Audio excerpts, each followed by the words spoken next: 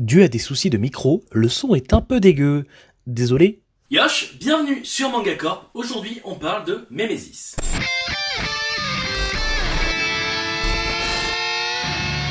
Mémésis sort chez nous grâce aux éditions Kana et il a été écrit par Takuya Yagyu. Dans un monde où l'armée du roi démon contrôle plus de 40% de la planète, un héros leur fait face. Et ce héros se nomme Léon. Mais c'est pas lui le personnage principal. En effet, nous allons suivre Ash et Kijira qui ont une seule idée en tête, vaincre le roi démon avant Léon. Et oui, ils veulent se venger de ce terrible héros qui les a trahis. Comment ça? Qu'est-ce qu'il leur a fait? Eh bien sachez qu'il les a laissés tomber. Il a été méchant avec eux. Il leur a dit vous ne servez à rien, j'ai plus besoin de vous. C'est pas très gentil. Comme vous l'avez compris, nos héros prennent très à cœur la décision de Léon.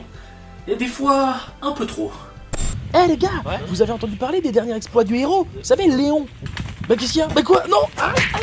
Tape pas! Oh, non! Nous allons donc suivre nos deux protagonistes dans une quête palpitante et complètement dérangée. En effet, l'œuvre est catégorisée comme un shonen, mais c'est surtout une parodie de shonen. Il n'hésite pas à casser les codes en faisant n'importe quoi tout simplement, il se prend pas au sérieux, et c'est d'ailleurs un point positif de l'œuvre, car on ne se prend pas la tête, c'est complètement chill, et en plus de ça, un gros point positif, c'est en 4 tomes. Alors là on n'a plus rien à perdre, donc jetez-vous dessus, c'est une très belle œuvre. Il faut savoir que depuis la trahison de Léon, eh bien Ash et Kijira se sont beaucoup rapprochés, parce que effectivement on peut dire qu'ils ont un ennemi commun. Mais des fois un peu trop. On se rend compte qu'ils sont beaucoup trop proches en fait. Même si on comprend très vite que c'est plus une relation de fraternité, et c'est d'ailleurs quelque chose d'assez intéressant, mais surtout très dérangé, parce que ça devient vraiment très glauque à quelques reprises. Enfin, vous verrez, mais je vous ai dit, l'œuvre se prend pas la tête. Mais ça n'empêche pas que, pour ma part, je trouve les personnages très bien construits. Et pas que les personnages principaux, aussi les secondaires. On les voit pas forcément longtemps, mais ils ont tous un passé, pas forcément incroyable, mais toujours plus que nos deux héros qui se sont juste fait trahir par le héros. Évidemment, ils vont rencontrer des personnages qui, dès qu'ils vont entendre cette histoire, ne vont pas les prendre au sérieux. Mais leur puissance est bien réelle. Effectivement, c'est une parodie, c'est donc assez drôle, du moins, je le trouve.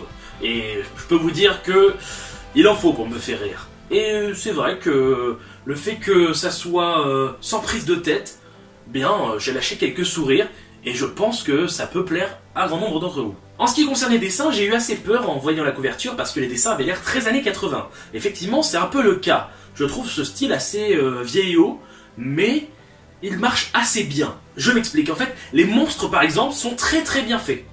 Il y a un bestiaire incroyable, le chara-design des monstres est impressionnant, et il y a des superbes doubles planches qui montrent que le dessin est quand même de très haut niveau, bien que quelquefois on peut se dire que le niveau baisse un petit peu, ou sinon le style est très différent, assez unique, parce que ce style d'années 80 on le retrouve plus trop en fait. Et ça franchement c'est assez agréable à voir, même si à l'époque je lisais pas encore les mangas, j'ai quand même lu quelques œuvres comme Gum par exemple, qui étaient déjà très modernes pour l'époque. En bref, c'est un manga en 4 tomes sans prise de tête que je vous conseille chaudement. Si vous l'avez déjà lu, n'hésitez pas à me dire ce que vous en avez pensé en commentaire. Moi je vous dis à bientôt pour une prochaine vidéo sur Manga Corp. Yosh!